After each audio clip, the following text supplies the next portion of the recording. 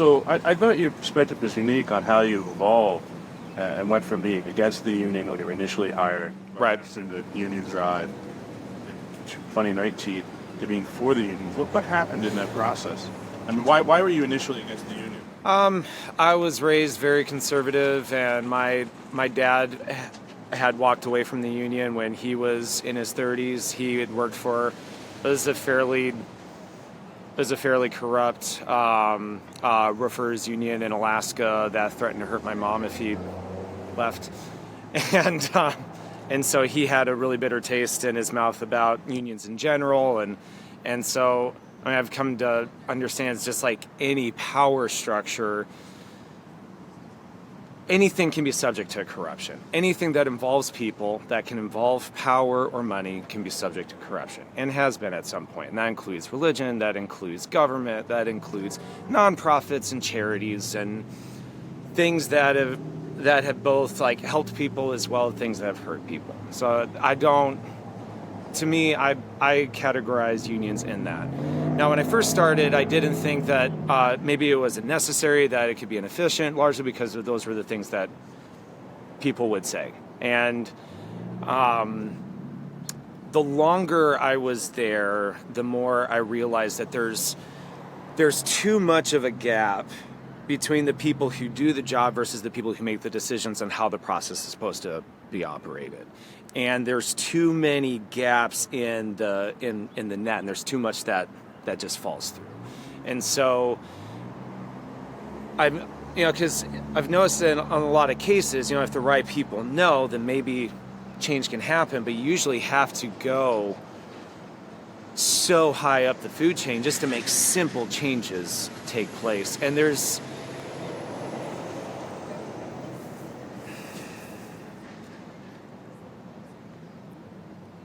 we don't operate on the floor the way that we are taught upstairs. We don't follow our own rules. And there's a lot of us on the floor that just want to follow the rules, want to be able to, because the way the rules are stated is that you follow your process. If there's an issue with your process, let the process fail, and they'll change the process. But we're not allowed to let the process fail. We have to consistently break process to keep things moving along. And there's always this promise, we'll just keep things running and we'll fix it. But then that never happens because the process never failed.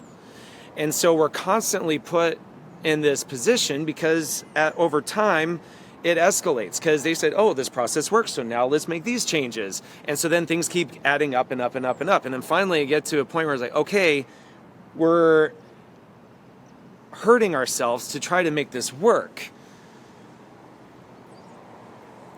But if we let the process fail, then we have to answer for the downtime. It's like, hey, you had this many minutes of downtime on this line, and it cost this many $1,000 a minute. How do you respond to this? And for the most part, I feel like that our management on the floor has been like really understanding, but they're put in the same type of rock and hard place situation that we are, because they're getting yelled at by someone else, and then I haven't been yelled at as a team member. As a team lead, I did have an AM who says like, I just got cussed out, so you guys are gonna get your butts chewed as well. It's like, it's very unnecessarily toxic management structure that we teach classes against. I've taken these classes at the plant, at Volkswagen, like professional development courses that teach conflict management and emotional intelligence and stuff like that. Like, I want to see more of what Volkswagen as a brand symbolizes practiced more on the floor. And I feel that the longer things keep going, the further we keep slipping away from our own rules. And the people who've been there since the beginning have said once American management took over, things have just been slipping a little more year after year. And then things will get to a point where people get desperate and they'll say, hey, we need to organize ourselves. And then there'll be this person like, no, we'll fix it. Here's some barbecue. Please please don't vote. And at this point, we should not be afraid to follow democratic processes, especially here in America. Especially here, it's ironic to me how here in the South, where I'm not native to the South, but I've lived in the South longer than I've lived in the North now, so I guess I'm a transplant. But here in the South, where we're so gung-ho about freedom and no one's going to take our rights from us and we're going to stand up and do all these things, but yet when it comes to the workplace, it doesn't matter. And if I feel that those two ideologies are not congruent with each other at all. And if any place in the country should be the most, hey, we're going to stand up for ourselves, no one's going to take our rights away, in the workplace, should be here in the South. And so I am hopeful that things can finally take root in the South, that we can finally start seeing an empowered working people throughout this country, but particularly here in the South, because I feel it's a long time coming. Do you think a lot of your other co-workers feel the way that people that voted against the union the last time or in favor have changed? I definitely know a lot more people who were on the fence before, or even maybe slightly against it, because there's always the fear of like, hey, the UAW does have some dirty laundry in its past, but so does Volkswagen, so does the church, so does this country, so does this state, so does any politician, so does a lot of ministers and Boy Scout leaders and stuff like that. It's like, like no one's perfect, nothing is perfect. Anything that has people in it is subject to corruption. What needs to happen is for us as a people to be communicating and to hold people who represent us accountable, and for us to collectively make decisions that impact us. Yeah, and do you think the cleaning up of the UAW, the change in the leadership, the stand-up strike helped persuade people that maybe the Oh, 100%. Yeah. At least for me personally, yes. Seeing the current president